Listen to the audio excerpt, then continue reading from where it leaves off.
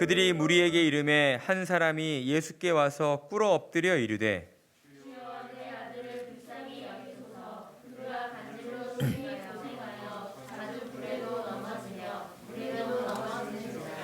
내가 주의 제자들에게 데리고 왔으나 능히 고치지 못하더이다.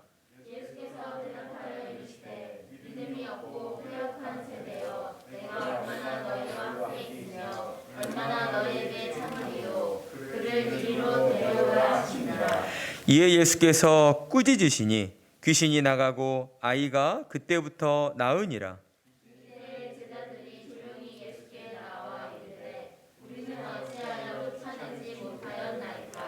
이르시되 너희 믿음이 작은 까닭이니라.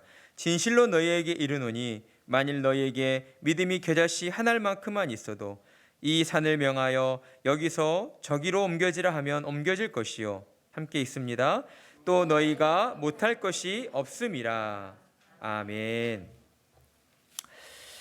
오늘 우리는 겨자씨 한 알의 믿음만 있어도 라는 제목으로 오늘 본문의 말씀을 나누도록 하겠습니다. 우리는 오늘날 모든 벌어지는 현상들을 있는 그대로 믿지 못하는 그러한 불신 세상을 살아가고 있는 것 같습니다. 이와 관련하여 저는 최근에 참으로 안타까운 한 가지 소식을 듣게 되었는데요. 체코의 한 중년 여가수가 백신 패스를 받기 위해서 일부러 코로나에 감염되었다가 사망하게 되었다라고 하는 소식이었습니다. 이 해당 여가수의 죽음은 오늘날 코로나19의 재난 속에서 어찌할 바 모르고 갈팡질팡하는 그러한 연약한 인간의 모습을 보여주고 있다라고 할 수가 있습니다. 왜냐하면 그녀는 백신을 맞아야 한다는 가족들의 권유보다 백신을 맞을 필요가 없다라고 반대하는 안티백서들의 말을 더 믿고 있었기 때문이었습니다. 그래서 그녀는 백신을 맞는 대신에 일부러 코로나에 감염되었다가 회복하는 쪽을 선택했던 것이죠. 그러나 그녀의 선택은 코로나19의 합병증을 낳게 되었고 그로 인해 사망하게 되는 참으로 안타까운 결과를 낳고야 말았던 것입니다. 일어나지 않을 수 있었던 안타까운 죽음이 한 여성에게 일어나게 되었던 것이죠. 물론 이와 반대되는 경우들도 있습니다. 백신을 맞고 도리어 백신 부작용의 피해로 고통을 받는 사람들이 있기 때문이죠. 백신을 맞고 난 이후에 건강하던 일상생활에 문제가 생겨서 일상생활이 힘들어진 사람들도 있습니다. 심한 경우에는 의식불명에 빠지거나 더러는 사망한 사람들도 있다라는 것이죠. 상황이 이러하다 보니 사람들은 한쪽에서는 백신을 맞아야 한다, 다른 한쪽에서는 백신을 맞을 필요가 없다라고 하면서 서로 강하게 대립하며 사회적인 불안과 혼란을 더욱 키워가고 있는 실정입니다. 저는 이 자리에서 어느 쪽이 맞다, 어느 쪽이 틀리다라는 것을 말씀드리려는 것이 아닙니다. 저는 그보다 우리가 먼저 생각해야 할 것은 무엇인가? 이와 같이 어떠한 이유에서든 사랑하는 가족과 갑자기 생이별을 해야 하는 이 가슴 아픈 일들이 얼마나 고통스럽고 슬픈 일인가 하는 것입니다. 그들이 느끼는 고통과 그 아픔에 우리는 공감할 수 있어야 하고 더 나아가 그들을 찾아가 위로할 줄 아는 그러한 사람들이 되어야 한다라는 것이죠. 자, 그렇다면 왜 오늘날 우리 사회는 이렇듯 서로를 불신하고 또한 코로나19의 재난 속에서 더욱 사회적 불안과 혼란을 야기하게 되는 것일까? 간단하게 설명드리자면 사람은 미래를 알지 못하기 때문이다 라고 할 수가 있습니다. 사람의 존재는 1초 후에 무슨 일이 벌어질지 전혀 알지 못하는 존재입니다. 그렇기 때문에 인류의 역사는 언제나 과거에 벌어졌던 일들을 경험 삼아서 불확실한 미래를 예측하고 판단하고 분석하며 나아갔던 것이죠. 그런데 지금 우리가 겪고 있는 코로나19의 상황은 지금껏 한 번도 경험해 보지 못한 새로운 형태의 재난이었습니다. 그러다 보니 코로나19에 대응하는 사람들은 마치 돌다리도 두드려 보고 건너는 것처럼 코로나가 전파되어지는 상황들을 지켜보면서 조심스럽게 한 걸음 한 걸음 건너가고 있는 형국인 것이다라는 겁니다. 그러니 사람들이 불안해하고 혼란스러워하는 것은 어떤 면으로 지극히 당연한 현상이다라는 것이죠. 사랑하는 성도 여러분, 그러나 우리가 사는 이 세상이 이토록 혼란스럽고 어지럽다 할지라도 하나님의 자녀로 택함을 받은 그리스도인들은 중심을 잡고 굳건한 자세로 서 있어야 한다라는 것입니다. 왜냐하면 하나님께서 저와 여러분을 어둠 가운데 놓인 이 세상을 구원할 빛과 소금으로 불러주셨기 때문이다라는 것이죠. 따라서 성도와 교회가 세상의 빛과 소금의 역할을 온전히 감당하기 위해서는 이 세상을 바라볼 때에 균형 잡힌 그러한 시각과 관점을 가지고 있어야 하는 것입니다. 이것을 우리는 보통 가치관 또는 세계관이라고 부릅니다.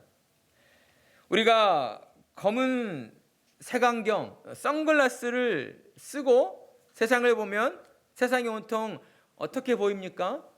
검은색으로 보여지는 것이죠.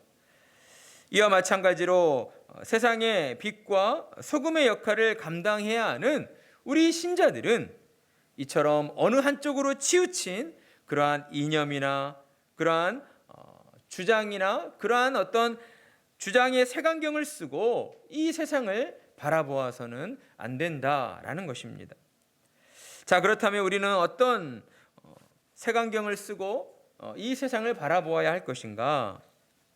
어떻게 해야지만 균형 잡힌 관점을 가지고 세상의 빛과 소금의 역할을 잘 감당할 수 있는 것인가? 우리는 하나님께서 우리에게 선물로 주신 믿음이라고 하는 안경을 쓰고 이 세상을 바라보아야 한다라는 것입니다. 이것은 하나님이 믿음을 선물로 주신 사람들만이 가질 수 있는 관점인 것이죠. 그러니 신자로 부름받은 우리는 혼란스럽고 복잡한 이 세상의 일들 속에서 믿음의 눈을 가지고 세상을 바라보며 과연 하나님의 기쁘신 뜻이 어디에 있는가, 무엇인가를 분별하는 자들이 되어야 하는 것입니다. 로마서 12장 2절의 말씀, 너희는 이 세대를 본받지 말고 오직 마음을 새롭게 함으로 변화를 받아 하나님의 선하시고 기뻐하시고 온전하신 뜻이 무엇인지를 분별하도록 하라. 아멘. 하나님은 우리에게 그저 너희는 믿음으로 구원받았으니 이 땅을 사는 동안 너희 편할 대로 살면 된다. 너희 개인의 유익을 위하여 살면 된다. 라고 말씀하시지 않으셨습니다.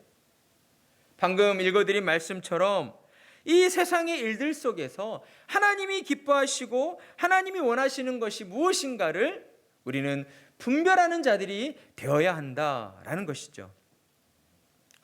따라서 우리는 오늘날처럼 코로나의 재난으로 큰 혼란과 어려움에 빠져 있는 이 세상 가운데에서 하나님이 우리에게 주신 그 믿음의 눈을 가지고 이 세상을 바라보며 우리가 살아가는 이 세상을 좀 더 밝은 세상으로, 그리고 모두가 화합하게 되어지는 그러한 세상으로 만들어가는 빛과 소금의 사람들이 되어야 하는 것입니다. 이런 면에서 볼 때 오늘 우리가 함께 읽은 본문의 말씀은 우리에게 믿음이 얼마나 중요한 것인가를 가르쳐주고 있는 본문이다라고 할 수 있습니다. 예수님은 세 명의 제자들과 함께 변화산에 오르셨다가 영광스러운 모습으로 변형되시고 하나님의 임재를 경험하고 하게 되었습니다. 그러나 예수님과 세 명의 제자들이 이처럼 거룩하신 하나님의 임재를 경험하고 있을 때에 산 아래에 남겨진 9명의 제자들은 예수님의 제자로서 불미스러운 사건에 휘말려 있었다라는 것이죠. 사건의 내용을 보면 이렇습니다. 예수님께서 안 계실 때에 간질병에 걸린 한 아이 아버지가 자기 아들을 고쳐달라고 제자들에게 찾아왔습니다. 그런데 결과는 어땠습니까? 제자들이 그 아들의 병을 고치지 못했습니다.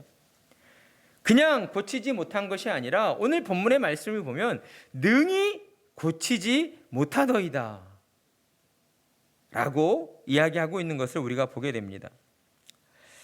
그렇게 제자들이 아들의 병을 고치지 못하여 낙심에 빠져 있을 때, 그때 예수님께서 산에서 내려오시는 모습을 이제 보게 된 것이죠. 아버지는 너무나 반가워하며 예수님을 향해 달려가 예수님 앞에 엎드려 인사하고 자초지정을 설명을 드렸습니다.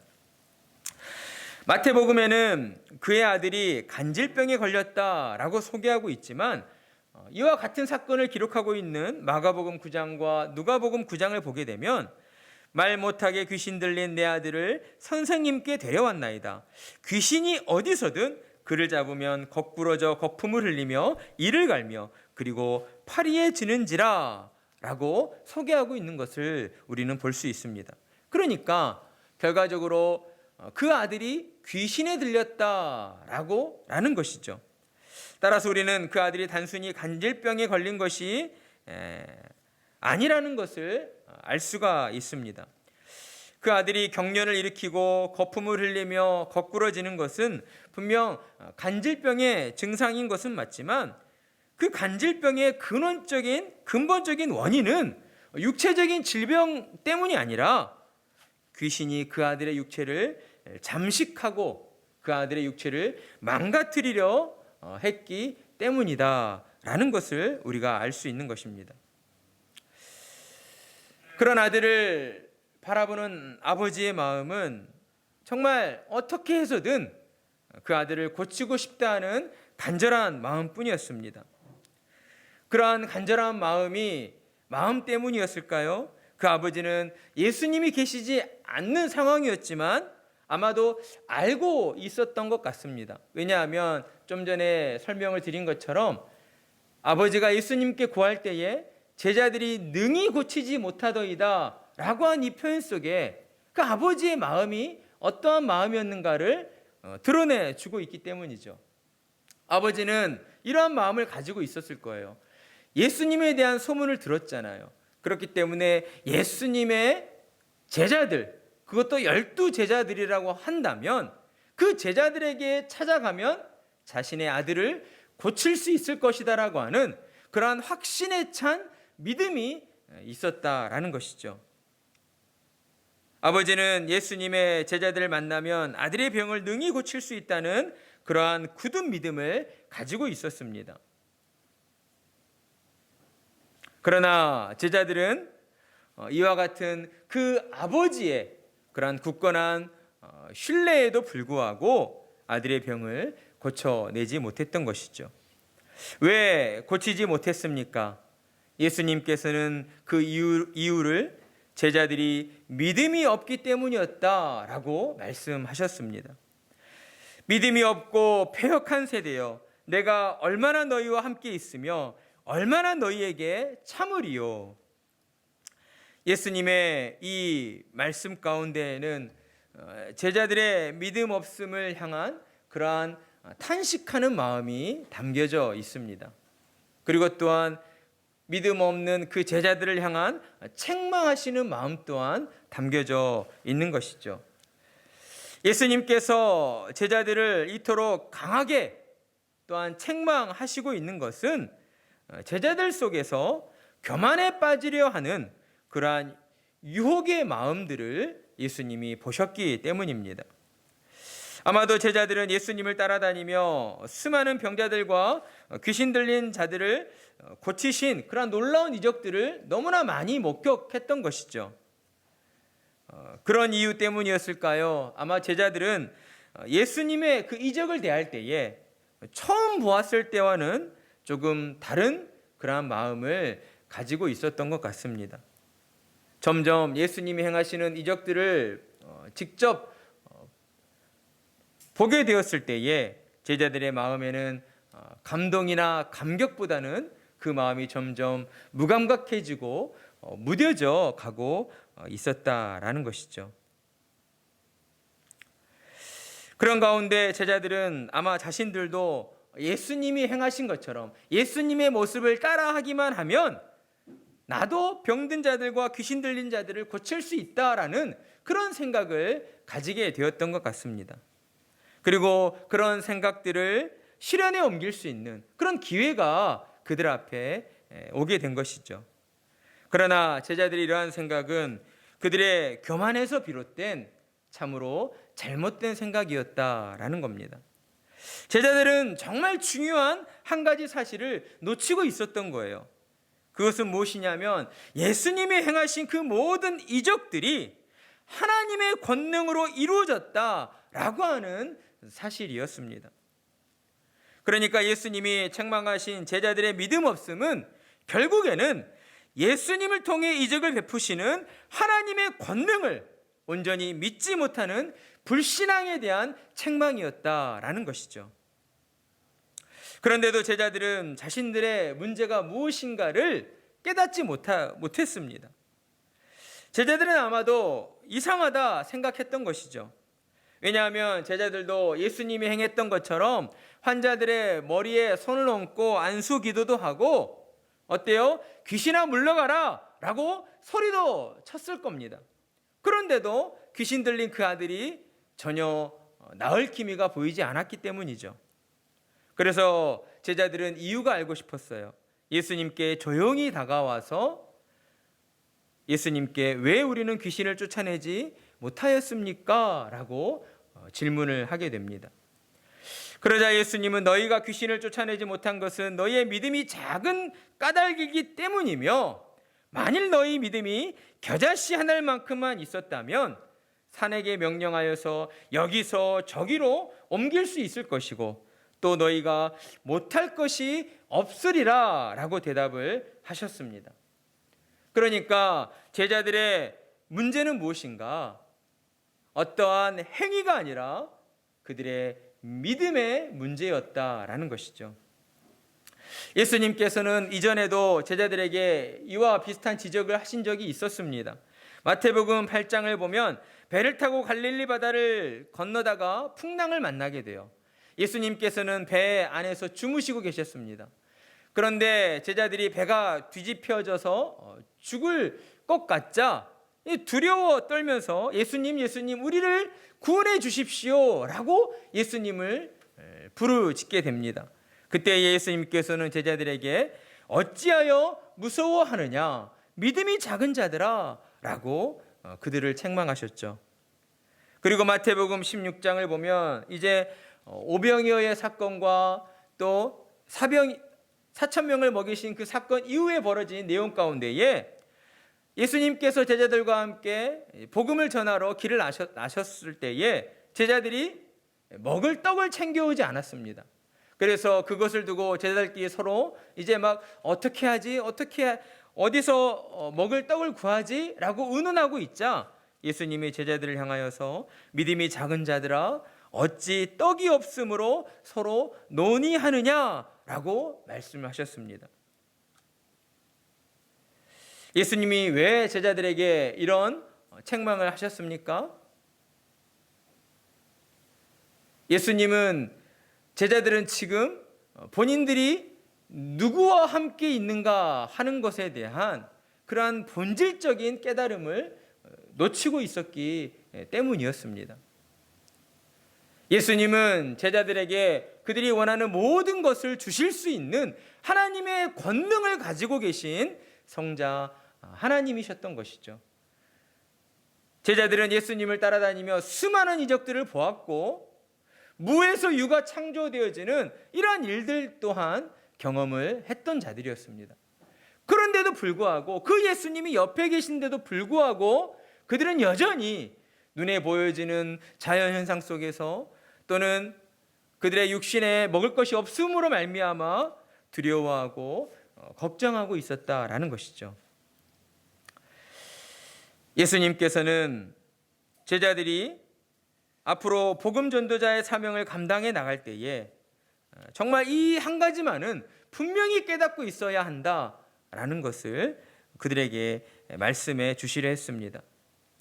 그것은 바로 믿음에는 생명력이 있어서 크고 작은 분량의 차이가 있을 수밖에 없다는 것과 예수님이 제자들에게 원하시는 그 믿음이라고 하는 것은 작고 약한 믿음이 아니라 견고하고 굳건한 큰 믿음이어야 한다라고 하는 사실이었습니다.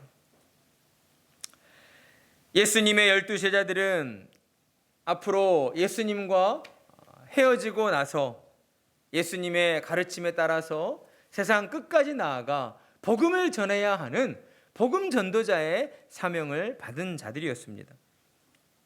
그러나 세상은 예수 그리스도를 온전히 받아들이지 않았던 것이죠. 따라서 복음 전도자로 살아가야 하는 그들의 삶은 세상의 모든 미움과 박해와 핍박을 받아내야 되고 견뎌내야 하는 그러한 삶이었던 것입니다. 그렇기 때문에 예수님께서는 제자들에게 정말 그 무엇보다도 큰 믿음이 있어야 한다라는 것을 그들이 깨닫게 되기를 원하셨던 것이죠. 그런데도 불구하고 제자들은 여전히 하나님의 권능을 온전히 믿지 못하는 불신앙에 빠져 있었던 것입니다. 그들이 믿음이 전혀 없는 것은 아니었지만 제자들의 믿음은 작고 연약한 믿음이었다라는 겁니다. 제자들의 믿음이 그처럼 작고 연약한 믿음일 수밖에 없는 것은 제자들이 한 가지 큰 착각에 빠져 있었기 때문이죠. 그것은 하나님께 영광 돌리는 일이 자신들의 노력과 행함으로써 이루어질 수 있다라고 하는 착각이었습니다. 어떤 면으로 보면 오늘날에도 그러한 자세를 가지고 있는 성도가 교회 내에서 굉장히 신앙이 좋고 굉장히 열심히 있는 그러한 성도로 보여질 수 있습니다. 그러나 우리가 분명히 알아야 하는 것은 하나님께 영광 돌려드리는 일은 우리의 수고와 노력으로 이루어지는 일이 아니다라는 것입니다. 그렇다면 어떻게 해야 하나님께 영광 돌려드릴 수 있는 것인가? 예수님께서 제자들을 책망하시며 교훈하신 것처럼 흔들림 없는 그러한 큰 믿음을 가지고 하나님께 영광 돌려드려야 한다라는 것입니다. 오직 믿음만이 하나님을 기쁘시게 해드리고 하나님께 영광 돌려드릴 수 있다라는 것이에요. 우리는 이 진리를 정말 우리 마음 깊은 곳에 새기고 살아가야 합니다. 왜냐하면 죄로 부패한 우리의 육신의 본성상 항상 눈에 보여지는 세상의 것들로 우리의 믿음이 흔들리려 하기 때문이죠. 무언가 더 좋은 것들, 더 많은 것들을 우리가 가져야지만 무언가를 이루어낼 수 있고 또한 신앙에 있어서도 하나님께 영광 돌려드릴 수 있다라고 하는 그러한 착각에, 그러한 오류에 우리가 빠질 수 있기 때문입니다. 우리가 해야 할 것은 분명하고 우리가 가져야 할 것은 단 하나입니다. 그것은 바로 하나님의 영광을 돌려드리는 것은 오직 믿음으로서만 가능하며 우리는 어떠한 상황에서도 흔들림 없이 하나님의 권능과 또한 하나님의 약속을 굳게 믿는 그 믿음을 가지고 나아가야 한다라는 겁니다. 그러하기에 우리는 하나님께 영광 돌려드리는 삶을 살기 위해서 무엇보다도 하나님 앞에 나아가 큰 믿음 갖기를 간절히 소망하는 자들이 되어야 하는 것이죠. 이와 관련하여 오늘 본문과 동일한 사건을 기록하고 있는 마가복음 9장을 보게 되면 9장 29절에서 제자들이 똑같이 질문을 하죠. 우리는 어찌하여 능히 귀신을 쫓아내지 못하였나이까? 라고 질문을 하는데 그 질문에 대해서 예수님께서 기도 외에는 다른 것으로는 이런 종류가 나갈 수 없느니라 라고 답변하신 것을 우리가 보게 됩니다. 그러니까 마태복음의 말씀과 이 마가복음의 이 믿음과 기도가 서로 연결되어져 있다라는 것을 우리가 깨달아야 하는 것이죠. 하나님께 영광 돌려드릴 수 있는 그러한 견고한 큰 믿음이라고 하는 것은 우리의 의지와 노력으로 얻어지는 것이 아니라 하나님 앞에 나아가 간절히 기도하는 것으로서 얻어질 수 있는 것이다 라는 겁니다. 사랑하는 성도 여러분, 저와 여러분은 이 땅을 살아가면서 결코 세상의 것을 더 많이 얻기 위해, 세상에서 더 큰 성공과 부와 명예를 얻기 위해서라고 하는 그러한 시시한 목적을 위해 살아가는 존재들이 아닙니다. 우리는 온 세상 만물을 창조하시고 주관하시는 그 하나님의 영광을 드러내기 위해서 그러한 거룩한 목적을 위해 살아가야 하는 존재들이다라는 것이에요. 그래서 우리는 세상의 빛과 소금으로서 어둠 가운데 놓여 있는 사람들을 죄악에서 건져내고, 그로 인하여 우리가 살아가는 이 세상을 더욱 살기 좋은 세상으로, 더불어 하나 되어지는 세상으로 만들어가야 할 책임이 있는 그러한 사람들이다라는 것입니다. 그러하기 위해 우리가 무엇보다 첫 번째로 강구해야 할 것은 무엇입니까? 그것은 다름 아닌 믿음이다라는 것입니다. 우리에게 있는 어떤 결핍과 부족한 것들을 채워달라고 하나님 앞에 먼저 구하기 이전에 우리가 하나님 앞에서 하나님께 영광 돌릴 만한 그러한 믿음의 그릇을 가진 자들인가, 그 정도의 믿음을 가지고 있는 자들인가를 하나님 앞에 기도해야 하는 것이죠. 하나님, 저에게 믿음을 주십시오. 세상 어떠한 풍파 속에서도 흔들리지 않는 그런 믿음 갖기를 소원합니다. 하나님, 믿음을 주십시오. 하나님께 우리가 나아가 간절한 마음으로 믿음을 달라고 구할 때에 하나님은 우리에게 차고도 넘치는 믿음의 은혜를 허락해 주실 것입니다.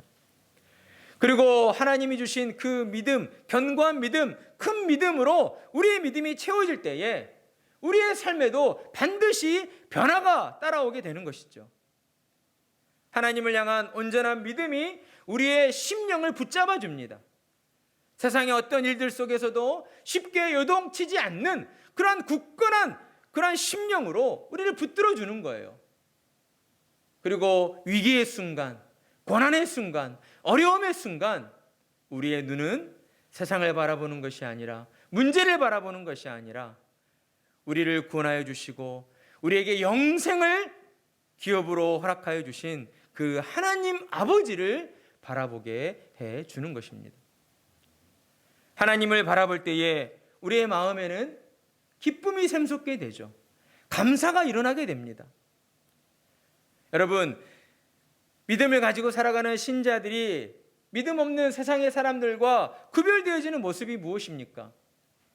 주일날 예배 드리는 모습이요? 그것은 우리끼리만 모여서 예배 드리는 것이잖아요. 따라서 세상 사람들과 구별되어지는 모습이다 라고 이렇게 이야기하기가 어렵습니다. 그렇다면 세상 사람들과 구별되어지는 모습은 무엇입니까?